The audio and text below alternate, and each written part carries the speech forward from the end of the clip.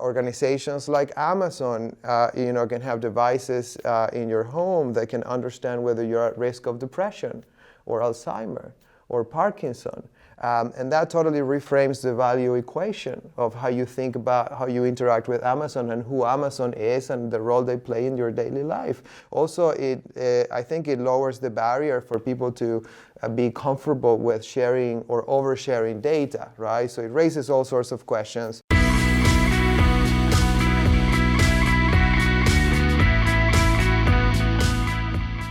This is Velocitize Talks, and I'm Eric Jones. I'm here with Camilo La Cruz, the Chief Strategy Officer at Sparks & Honey. Camilo, great to have you. Thank you. Pleasure to be here. Tell us a little bit about Sparks & Honey and what makes you unique as a consultancy. Absolutely. We've been around for about 8 years, and we started the organization pretty much centered on helping private and public sector organizations navigate change, sort of make change visible, and then know what to do about, right? Formulate strategies to take advantage of things that are happening and disrupting different industries and even government sectors.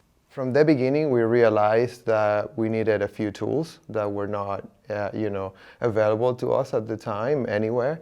One of them collects data from a number of different sources and then process that data against a taxonomy of trends, which we developed. It's about 158 trends, and it grows and changes alongside the times. We call it the elements of culture.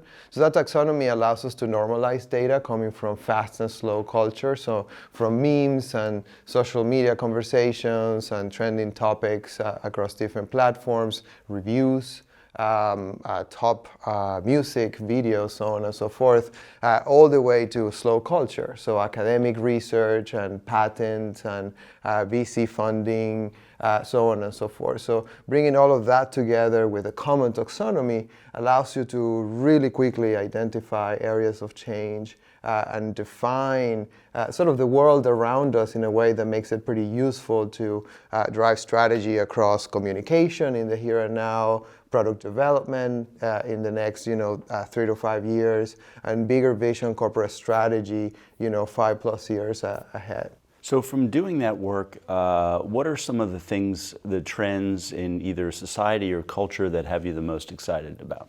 I can tell you, from the point of view of our 8 years, right? We've pretty early got clients to work on a number of different areas, from big thinking topics like AI ethics, understanding algorithmic bias, and I remember bringing that topic up to the forefront, pretty 4 or 5 years ago, and having people scratching their heads, like trying to figure out, algorithms don't have bias. What do you mean, right? And talking about the importance of philosophy and ethics as part of the curricula of machine learning engineers and AI, just in general, all the way to more granular changes like in the ingredient space, identifying CBD as a subset of the legalization of cannabis that was going to have an impact in a society that's pretty much suffering from anxiety and depression, right and left. And being able to publish on the topic very early on and advise clients in the alcohol business at the same time. Other areas like, for example, the rise of esports. We organized the very first conference centered on bringing together the world of esports, which was very insular at the time. I believe this was 2015. And brands and Fortune 500 organizations. Also, being able to work with different entities within the U.S. government to identify radicalization, triggers, if you will, in social media. Develop a playbook to be able to use data as well as human intelligence on the ground to identify and disrupt radicalization processes. Or journeys, if you will.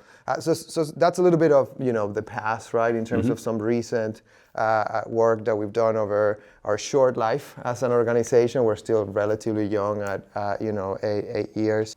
Moving forward, we've been working with the World Economic Forum on a few different pieces of work, which are public, so I can talk about them more freely. Last year, we worked with them on a piece of research that was centered on commerce specifically and some of the vectors that are defining the future of commerce. In that body of work, we mapped the investments of pretty large organizations across what we call data layers. So starting with like demographic data, understanding like behavioral data from a media clickstream point of view. Those are pretty familiar to most people in business and certainly in marketing and media. But then, as you follow the breadcrumbs of money, right, you start to see, the same organizations investing heavily in other data layers, like coming from smart home and smart devices, voice playing a super important role in that area, smart city as well, emotion recognition technology, which gets more into the detail biology space, and even genomics, right? So that pointed to a convergence of, information technologies on one hand and digital biology on the other, right? And it's biology as information, and all of it consolidated, create a very powerful picture of a near future. We did some work, pretty massive research from a data point of view, as well as from a human intelligence point of view. We had 21 partners from all sorts of science areas and also business to help us unpack, what's going to happen, right, as all of these data layers converge, right? And we titled that report the Precision Consumer 2030. And it really maps the ways in which the collection and processing of data are going to have an impact and are already having an impact in multiple areas of culture. And we chose the term precision very intentionally because the first sort of territory that was claimed by precision is precision medicine, which is typically driven by genomic data and how do we tailor specific treatment for your genome or genetic makeup, right? So we found a very rich emerging landscape, an industry, right, that is being heavily funded and aggressively being developed on one hand. On the other, we found through research that was conducted by one of our partners in the effort, LifeGnome, that shows that consumers are already there. Consumers are willing to pay a premium on up to 20% of products that are customized based on their DNA, right? Whether the science is 100% there, whether it's real or not, that it's obviously important in the long term, but in the short term, what that shows is there's a huge cultural appetite for products and services that come from our most intimate data that are personalized to almost a mysterious and magical sense, right? And we think that is certainly going to be a source of change in industry moving forward. Camilo, tell us why this concept of precision data should be a top C-suite priority in 2020. There's a few reasons. One is it's already in the public imagination in ways that could command a significant premium from a business demand point of view. But there's certainly a lot of money going into the space. We sort of created a bucket of precision technologies that we size based on VC funding.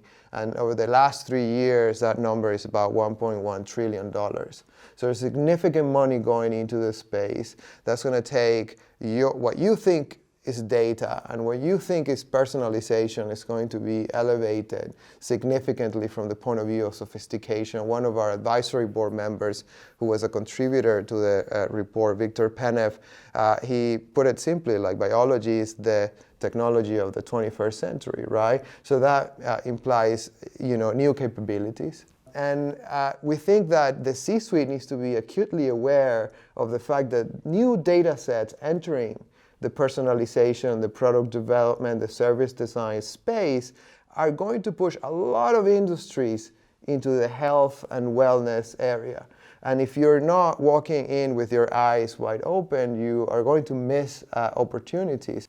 So I'm really curious, when you recut the data by generation, any differences, generational gaps that you see, let's say between Gen Z and millennials, any clear patterns emerging on that front? That's a great question. In terms of the more of the survey data that ended the study, we had some of the cuts more from an income point of view, and there's certainly I would say a generational bias on income. That's higher, income are definitely going to be older. In that sense, we saw definitely a big difference in terms of income being correlated with a bigger appetite for precision-driven products and services, right?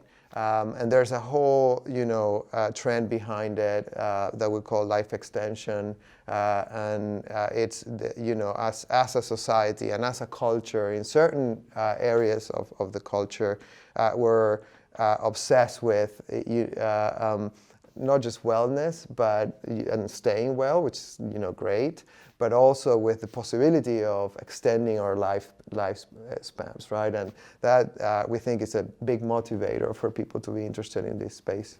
Where do you see, you referenced it a little bit earlier, the sort of digital biology. Where do you see that sort of going in the next couple of years?